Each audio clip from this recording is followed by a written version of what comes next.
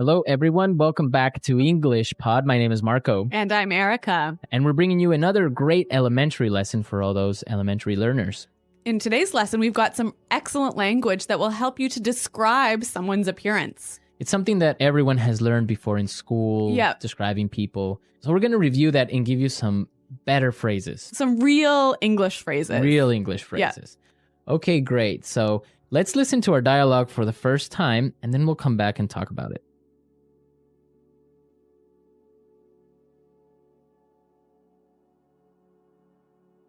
I heard you were on a date last night. So how did it go? I want all the juicy details.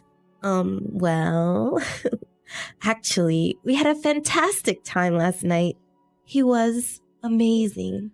Okay, now you really have to fill me in. What's he like? He's really good looking. He's quite tall, around 6'1". He's in his early 30s, and he's got the most beautiful dark brown eyes. He sounds hot. What does he do for a living? You know what? This is the best part. David is a junior investment banker at Fortune Bank, so he's got a great career path ahead of him. Hold on a sec. His name is David? Yeah? Vocabulary That's my preview. brother!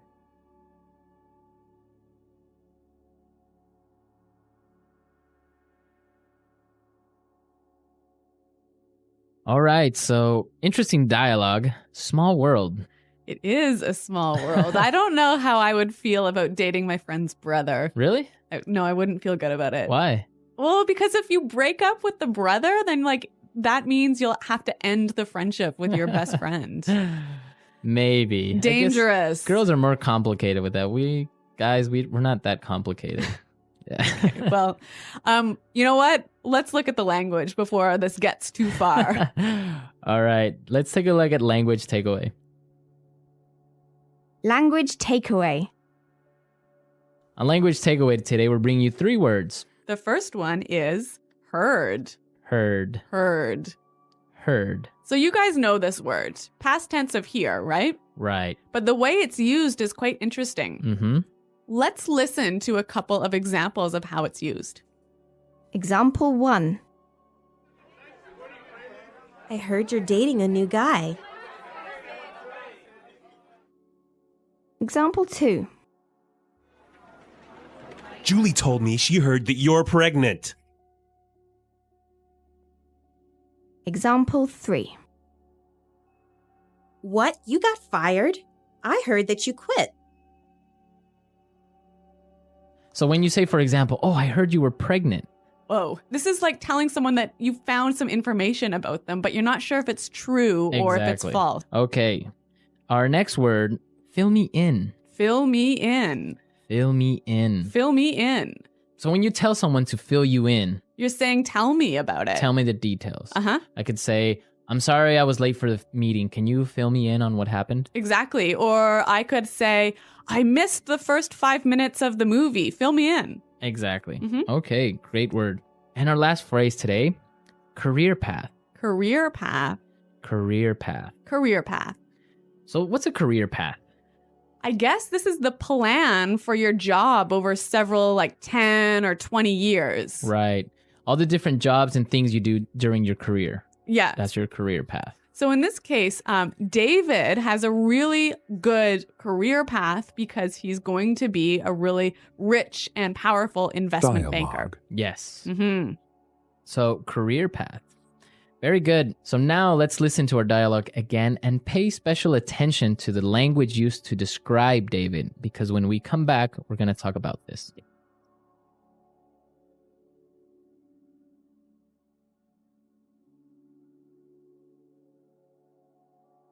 Irene, I heard you were on a date last night. So how did it go? I want all the juicy details. Well, actually, we had a fantastic time last night. He was amazing. Okay, now you really have to fill me in. What's he like? He's really good looking. He's quite tall, around 6'1". He's in his early 30s, and he's got the most beautiful dark brown eyes. He sounds hot. What does he do for a living? You know what? This is the best part. David is a junior investment banker at Fortune Bank, so he's got a great career path ahead of him. Hold on a sec. His name is David? Yeah? That's my brother.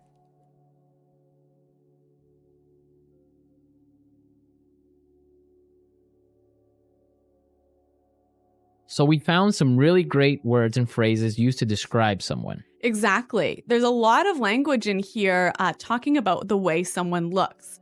So let's listen again as Irene describes David. He's really good looking. He's quite tall, around 6'1". He's in his early 30s, and he's got the most beautiful dark brown eyes.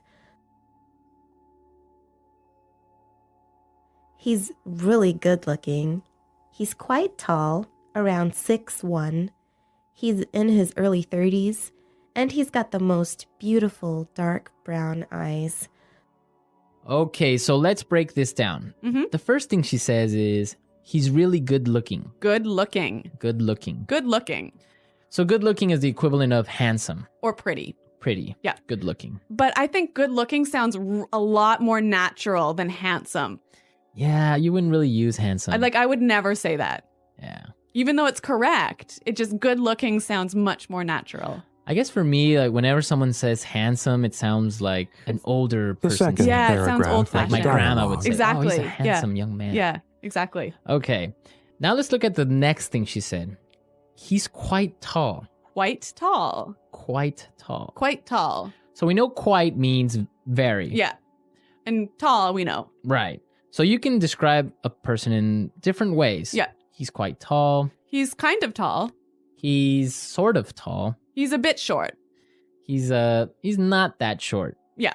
Okay. So these are great words we can use to describe someone's height. Okay.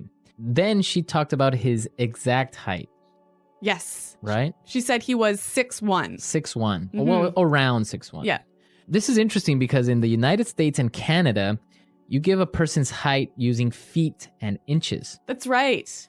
right? So we don't talk about meters and centimeters. Right. So 6'1" would be 6 feet 1 inch. Exactly. But in other countries, you would talk about centimeters or meters. So 6'1" is about 180. Yeah, about that.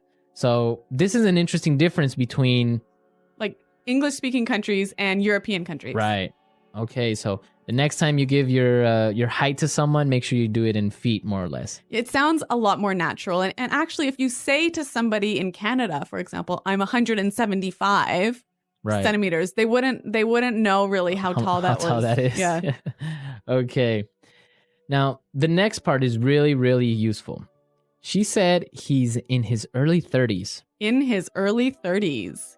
His early 30s. Early 30s. So this is a way of describing someone's age without actually giving the exact number. Exactly.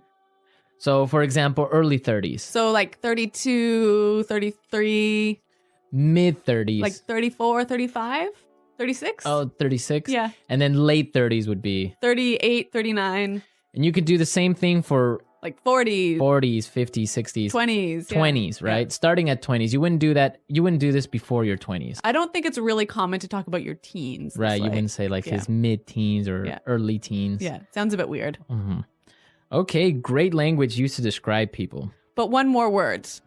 Right. He's hot. He's hot, or he sounds hot. Yeah. He's hot. Yeah.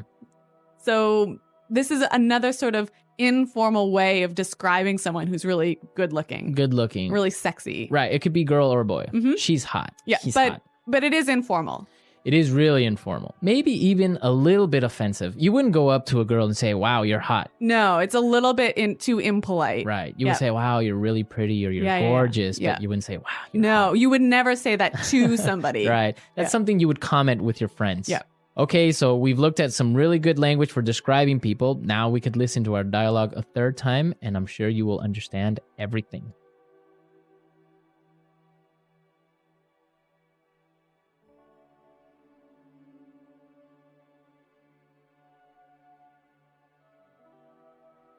I heard you were on a date last night. So how did it go? I want all the juicy details.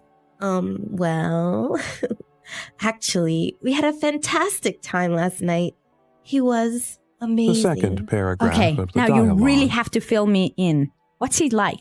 He's really good looking. He's quite tall, around 6'1". He's in his early 30s, and he's got the most beautiful dark brown eyes. He sounds hot.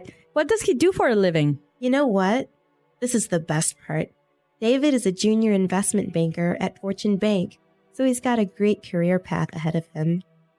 Hold on a sec. His name is David? Yeah? That's my brother!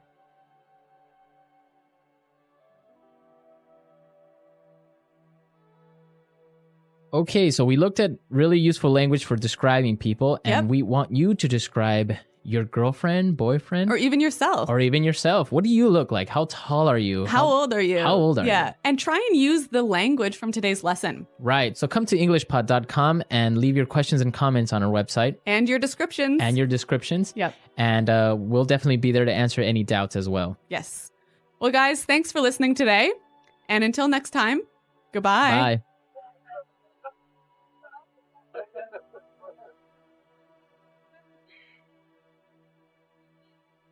The second paragraph of the dialogue. Hey everyone, and welcome to another deep dive. We're going to be talking about some really practical English today. You know, the kind of words and phrases you hear native speakers using all the time. And specifically, we're going to be focusing on describing people, like their looks, their jobs, that kind of thing, using real-life examples that'll hopefully help you remember them. And what we have is a great little snippet from the English podcast, episode 26. Oh, cool. Yeah, I love that podcast. Yeah, and this is just a perfect example of how everyday conversations can be such a goldmine for language learning. Okay, so paint us a picture. What's happening in this snippet? All right, so we've got this woman telling her friend about a recent date. Okay, a date. So she describes him as tall, good-looking, early 30s, a junior investment banker. Sounds pretty promising, right? He does. But there's the twist. Turns out he's her friend's brother. Oh, no. That's hilarious. Yeah, it's a funny and relatable scenario, which is exactly why it works so well for language learning. You know, we're naturally drawn to these kinds of stories, and that helps us remember the vocabulary. Yeah, totally. I mean, who hasn't had an awkward encounter like that? So Yeah. let's break down some of the language she uses. Okay. She says he's good looking. I feel like we hear that way more often than handsome these days. Yeah, handsome can sound a bit formal, almost old-fashioned sometimes. Right. Good-looking just feels more natural, more contemporary, like something you'd actually hear in a casual conversation. Totally. Like choosing the right tool for the job, right? Exactly. So then she says he's quite tall. Seems simple enough, but I bet there are some nuances there that most learners wouldn't pick up on. Oh, there definitely are. The word quite is doing a lot of work here. It's softening the adjective tall, Okay. suggesting he's tall, but maybe not like exceptionally so. You could also use pretty tall to convey a similar meaning, but imagine if she'd said extremely tall or towering. Oh, yeah. That would paint a very different picture. Yeah. And what about if she said kinda tall? Would that make him sound almost short? It totally would. Like Yeah. she's trying to be polite, but isn't really impressed. Exactly. It's fascinating how one little word can change the whole meaning. It is, and native speakers pick up on these nuances without even thinking about it. So it's all about choosing the modifier that best reflects what you want to convey. Exactly. Then she gets specific and says he's around 6'1". Now, for anyone outside the U.S. or Canada, that might sound like a secret code. Absolutely. Feet and inches are standard in North America, but much of the world uses the metric system Vocabulary for height. preview. Right. I've had my fair share of confused looks when trying to describe my height in feet while traveling. Oh, I bet. I can imagine. Like once I told someone I was 5'10", and they just stared blankly at me until I realized they were expecting centimeters. Oh, that's hilarious. It's a good reminder that even something as basic as height can be a source of cultural misunderstanding. It really can. And being aware of those differences can make you a more effective communicator, especially when speaking English with people from all over the world. So for our metric listeners, 6'1" is roughly 185 centimeters. There you go. You're welcome. Okay, so she also mentions he's in his early 30s. Yeah. Seems pretty straightforward, but is there a reason she doesn't just say 31 or 32? Well, using age ranges is very common in English, especially when we're talking about adults. Okay. It gives a general idea without being overly specific. You know, it's like saying early 20s or mid 40s. Yeah. It just feels more natural than stating an exact age, especially in a casual conversation. I guess it also avoids any awkwardness if you're not 100% sure how old someone is. Exactly. It gives you a little wiggle room. All right, so she throws in a word that can be a bit tricky, hot. Yeah, that one definitely requires some context. I mean, I wouldn't describe my boss as hot at the office Christmas party. Probably not the best idea. Hot is informal and carries a strong connotation of physical attractiveness. Okay. It can be fine among close friends, but you have to be mindful of the setting and your relationship with the person you're describing. It's not a word to throw around lightly. It's like using a spice a little can add flavor, but too much can ruin the whole dish. And speaking of context, the whole date scenario is what makes these descriptions so interesting. It's not just a list of adjectives, it's a story. Exactly. And that's why we remember these words and phrases so easily. They're embedded in a memorable context. Okay, so we've covered his looks, his age. What about his career? He's a junior investment banker, which, if I'm not mistaken, means he's got a pretty sweet career path ahead of him, right? You got it. That phrase, career path, is key here. It refers to the trajectory of someone's professional life, the potential for growth and advancement within their field. Okay. So in this case, being a junior investment banker suggests he's on a path towards success in the finance world. So it's not just about what he does right now, it's about where he's headed. I like that it's aspirational. Exactly. But now I'm curious, how did this conversation even start? What prompted the woman to start describing her date in the first place? Well, it all began with the Vocabulary friend saying, preview. I heard you were on a date. Now notice how she uses I heard here. It implies she got this information from someone else, maybe through the grapevine, and it might not be entirely confirmed. It's like testing the waters before diving into the full story. Sort of like, is this true? Spill the tea. Aha, exactly. It's a casual way to introduce information that you might not be entirely certain about. Okay, and then, unable to contain her curiosity, the friend says, now you really have to fill me in. What's the essence of fill me in? I feel like I use this phrase all the time. Fill me in is a direct request for more information, often about something you're already somewhat aware of. It's like saying, give me all the juicy details. It shows you're interested and eager to hear more. So we've got these great phrases for describing people, their looks, their age, their career, and for sharing information in a natural conversational way. But before we move on, I want to hear what stood out to you in this part of the dialogue. Was there a particular word or phrase that caught your attention? For me, it's the way she builds up the description. You know, it's like she's painting a picture with words. Oh, yeah, I see that. Yeah. She doesn't just stop at tall. She gives us the exact height. Right. And then she zooms in on a specific feature, those beautiful dark brown eyes. It's like she's trying to make her friends see him right there in the coffee shop. Exactly. It's a great example of how to create a vivid image in the listener's mind. And don't forget the word hot. Right. It injects a bit of personality and humor into the description. It definitely spices things up. But like we said before, it's all about context. Using hot in this casual friend-to-friend setting is one thing, but it wouldn't fly in a more formal or professional environment. Oh, definitely not. Choosing the right words for the situation is crucial. It shows you're aware of social norms and cultural sensitivities. Okay, so we've got the looks covered. But what about his personality? Does she give us any clues about what he's like? She does. Remember, the friend asks, what's he like? And the woman replies, he's very sweet and funny. He's really into his job, but he also knows how to have a good time. I love that. It gives us a glimpse into his character beyond just his physical appearance and job title. Exactly. It's a reminder that describing people effectively goes beyond superficial traits. It's about capturing their essence, their unique blend of qualities and quirks.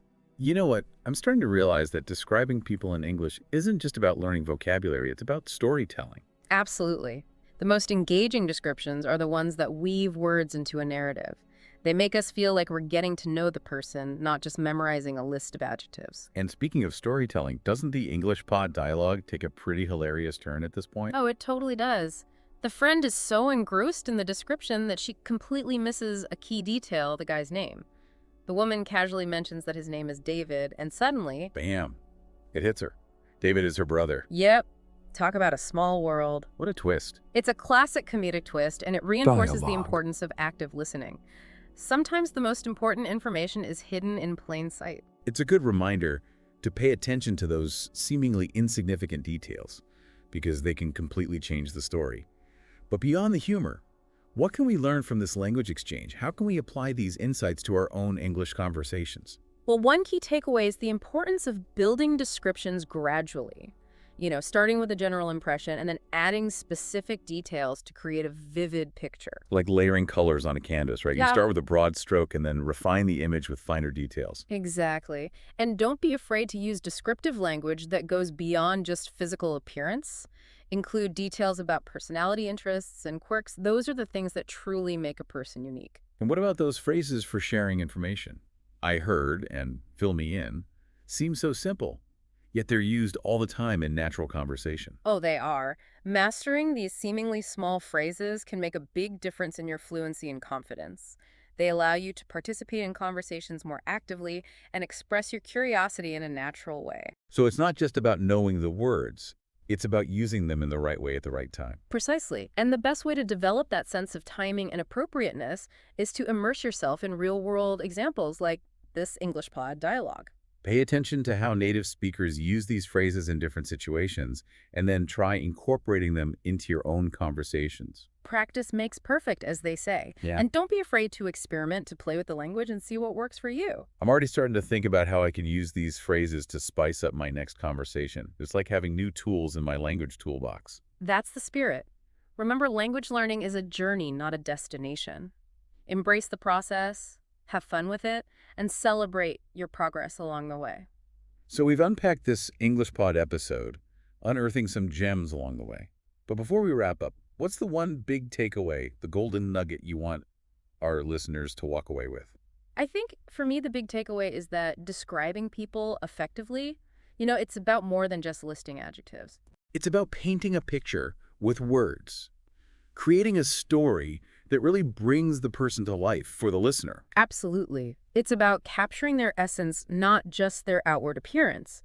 And remember, it's not a competition to use the most complex vocabulary. Right. Sometimes the simplest words used effectively can have the most impact. It's like how she uses good looking instead of some fancy synonym, right? Yeah. It gets the point across perfectly. Exactly. And she doesn't just say tall. She gives us that precise 6'1". It's those little details that make the description so memorable. Absolutely. And she's not afraid to add a touch of personality with words like hot. Right. It reminds us that language is about expressing ourselves, not just conveying information. But like we've been talking about, it's all about using those words thoughtfully, being aware of the context and your audience. Exactly. Language is a powerful tool, and it's important to use it responsibly. Thinking about the impact your words might have on others is key. So before we let our listeners go, I want to give you all a little challenge. Think about someone you admire. Could be a friend, a family member, a mentor, even a fictional character. Now, using the vocabulary and storytelling techniques we've explored today, how would you describe them to someone who's never met them? What details would you include to paint a vivid picture of who they are? That's a great challenge. And as you're crafting your description, think about what makes this person special. What are their unique qualities, their quirks, the things that make them stand out in your mind? And don't just focus on their looks. Delve into their personality, their passions, their dreams. Yeah. What words capture their essence, their spirit? And challenge yourself to use those phrases we've discussed today. Good looking, quite tall, career path, fill me in. Right. See how you can weave those into your narrative to make it more engaging and authentic. Yeah. This is your chance to put your newfound knowledge into practice, experiment with the language, and have fun with it. Remember, describing people isn't just about sharing information. It's about connecting with others, forging bonds through shared stories and experiences. So go out there, tell your stories, and let your words paint 1,000 pictures. Happy learning, everyone!